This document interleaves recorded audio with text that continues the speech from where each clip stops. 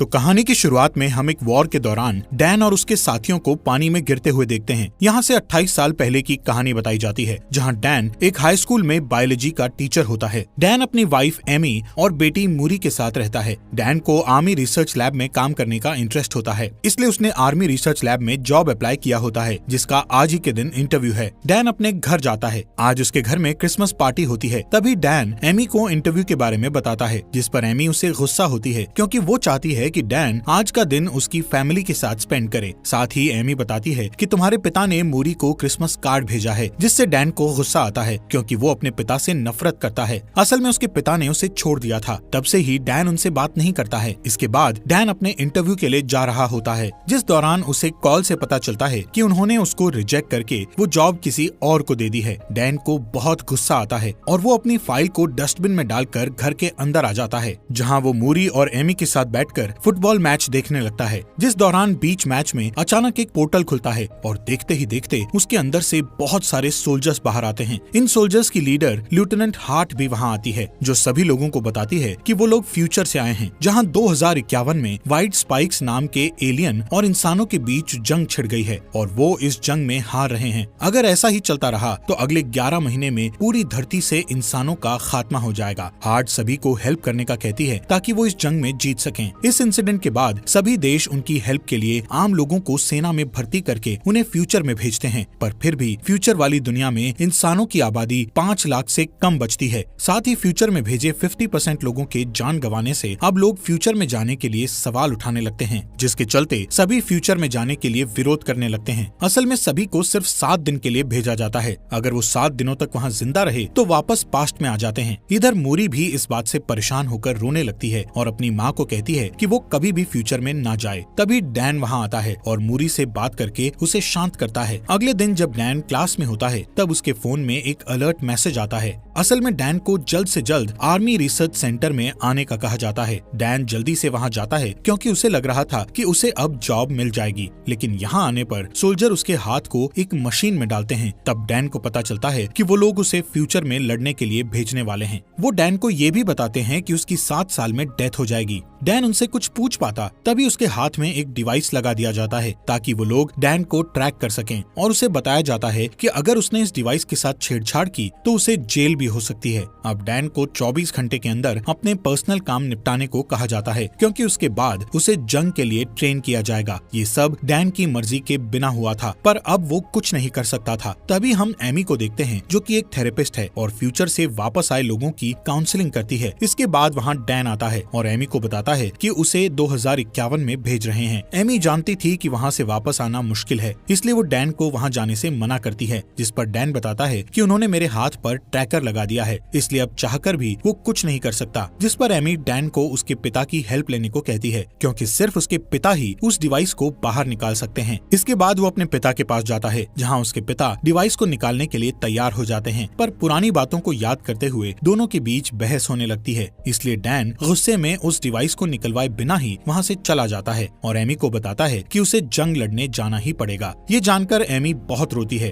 पर डैन उससे प्रॉमिस करता है कि वो 7 दिन में वापस आ जाएगा। जिसके बाद वो मूरी को अलविदा कहता है और वहाँ से रिसर्च सेंटर चला जाता है। यहाँ डैन के साथ कई लोग फ्यूचर में जाने वाले थे। यहाँ सभी को आर्मी ड्रेस दी जाती है और सबको अलग अलग टीम में बांट दिया जाता है, जिसमें डैन की टीम का नाम आर फोर्स होता है, जो कि एक रिसर्च टीम है। यहाँ एक लड़की सवाल करती है कि वो टाइम मशीन से पीछे जाकर वॉर शुरू होने से पहले ही दुश्मनों को क्यों नहीं मार सकते, जिस पर वहाँ बैठा एक ऑफिसर उसे बताता है कि उनकी टाइम मशीन सिर्फ 30 साल का टाइम ट्रेवल कर सकती है, जिसमें वो सिर्फ 2051 में जाकर वहाँ से वापस 2022 में आ सकते हैं। इसके अलावा उन्हें ये भी बताया जाता है कि उनके जो दुश्मन हैं वो कोई इंसान नहीं है, बल्कि एलियंस हैं। रात होने पर डैन अपने दोस्त चार्ली से बात करता है, जिस दौरान इमरजेंसी अलार्म बजने लगता है। तभी लेफ्टिनेंट हार्ट सबको अभी के अभी फ्यूचर में जाने को कहती है। अब क्योंकि सबको ट्रेनिंग खत्म करने के बाद वहाँ ले जाना चाहिए था, पर लेफ्टिनेंट हार्ट का कहना था कि एलियंस ने उनकी रिसर्च लैब पर अटैक किया है। अगर वो लैब तबाह हो गई तो वो वॉर में हार जाएंगे। इसके बाद सभी को एक जगह पर बुलाया जाता है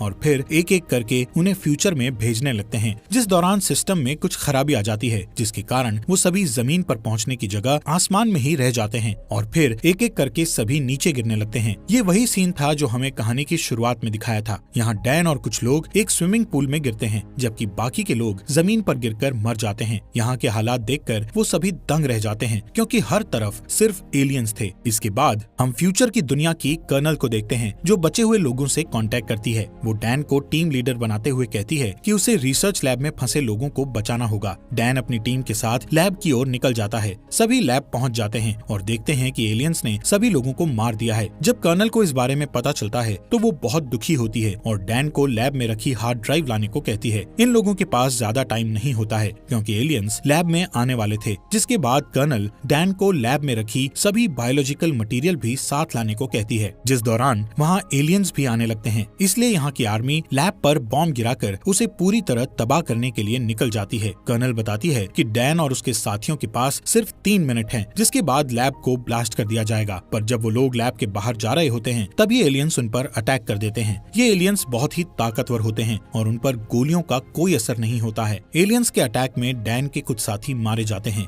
अब जैसे ही बचे हुए लोग लैब से बाहर आते हैं, तब वहाँ बहुत सारे एलियंस आने लगते हैं और उन लोगों का पीछा करने लगते हैं। इसी बीच वहाँ आर्मी आ जाती है, पर एलियंस उन्हें जान से मार डालते हैं। कोई रास्ता ना दिखने पर डैन और बाकी के लोग एलियंस पर शूट करने लगते हैं। थोड़ी ही देर बाद वहाँ बॉम्ब गिराया जाता है, जिससे बहुत ही बड़ा ब्लास्ट हो जाता है, जिससे सभी एलियंस मारे जाते हैं। साथ ही इस ब्लास्ट के कारण डैन के कई साथी भी मारे जाते हैं और कई घायल हो जाते हैं। अब जैसे ही डैन की आंख खुलती है तो वो एक कैंप में होता है। यहाँ पता चलता है कि ब्लास्ट में डैन के अलावा उसका दोस्त चार्ली ही बचा था। जब वो दोनों कैंप के बाहर आते हैं तो उन्हें अपनी टीम का एक आदमी और दिखता है, जिसका नाम डोरियन है। डोरियन फ्यूचर में तीसरी बार आया था, इसलिए डैन उससे पूछता है कि क्या तुम मरने से नहीं डरते हो, जिस पर डोरियन बताता है कि उसे कैंसर है और वो सिर्फ 6 महीने ही जीने वाला है, इसलिए उसे अपने तरीके से बची हुई लाइफ जीनी है और घर पर रहने से अच्छा वो लड़कर मरना चाहता है। इसी दौरान वहाँ 2 सोल्जर आते हैं जो डैन को अपने साथ आने को कहते हैं, जबकि डोरियन और चार्ली को वापस लैब वाली जगह पर जाने को कहा जाता है। डैन डोरियन से चार्ली का ध्यान रखने को कहता है, क्योंकि चार्ली बहुत डरा हुआ था और वहाँ वापस जाना नहीं चाहता था। दूसरी ओर डैन जब कर्नल से मिलता है तो उसे पता चलता है कि वो उसकी बेटी मूरी है। असल में मूरी फ्यूचर में बड़ी हो चुकी थी। डैन उसे कर्नल की पोस्ट पर देखकर बहुत ही खुश होता है और खुशी से रोने लगता है। अब जैसे ही डैन उसे हक करने वाला होता है, तब मूरी उसे रोक देती है। साथ ही उससे कहती है कि मैंने तुम्हें यहाँ पर इमोशनल होने के लिए नहीं बुलाया है, बल्कि एक खास वजह से बुलाया है। जब डैन उस वजह को पूछता है तो मूरी उसे वक्त आने पर सब कुछ बताने का कहती है। इसके बाद मूरी डैन को अंदर ले जाती है और फीमेल व्हाइट स्पाइक्स के बारे में बताती है। मूरी का कहना था कि फीमेल एलियन बहुत ताकतवर और गुस्सैल होती है, जो कि जमीन के नीचे अपना घोंसला बनाती है और एलियंस को पैदा करती है। इस फीमेल एलियंस की हिफाजत सभी मेल एलियंस करते हैं और उसकी हिफाजत में अपनी जान तक दे देते हैं। मूरी डैन को अपने साथ एक मिशन पर ले जाने का कहती है। इस मिशन में वो फीमेल एलियन को पकड़कर उसके डीएनए से एक टॉक्सिन बनाना चाहती है, जिससे सभी एलियंस को मारा जा सके। असल में सभी अब तक मेल एलियंस को मार रहे थे, लेकिन फीमेल एलियंस को मार पाना मुश्किल था। अगर फीमेल एलियंस मारी जाएं, तो फिर और एलियंस पैदा नहीं होंगे और बचे हुए एलियंस को मारकर वो दुनिया को बचा लेंगे। इसके बाद वो सभी उस जगह पर जाते हैं जहाँ फीमेल एलियंस जमीन के अंदर रहती थी। इस जगह पर जाकर मूरी डैन को ऊपर ही रहने को कहती है और वो नीचे आकर फीमेल एलियन को पकड़ने लगती है। ये एलियन बहुत ताकतवर होती है और वो अपने मेल एलियंस को आवाज लगाकर उन्हें बुलाने लगती है। कुछ ही देर बाद वहाँ बहुत सारे एलियंस आने लगते हैं। ये देखकर डैन अपनी बेटी को बचाने के लिए नीचे उतर जाता है। आखिर में उस एलियन को पकड़ लिया जाता है और फिर उसे हेलीकॉप्टर से सेंटर में भेज दिया जाता है। पर तभी वहाँ कई एलियंस आ जाते हैं, जिनके अटैक से काफी सोल्जर्स मारे जाते हैं। इधर डैन और मूरी आर्मी की एक कार में बैठ जाते हैं, जहाँ डैन कार को ड्राइव करता है और मूरी एलियंस पर शूट करती है। इसके बाद वो दोनों एक बीच पर पहुंच जाते हैं, जहाँ एक भी एलियन नहीं था। इधर मूरी डैन से गुस्सा होकर पूछती है कि वो हेलीकॉप्टर से नीचे क्यों आया, जिस पर डैन कहता है कि तुम मेरी बेटी हो और तुम्हें खतरे में देखकर मैं चुप कैसे बैठ सकता था। यहाँ मूरी डैन को बताती है कि मैं जब 12 साल की थी तब तुम मुझे और मेरी माँ को छोड़कर चले गए थे और फिर कुछ सालों बाद तुम्हारी डेथ हो गई।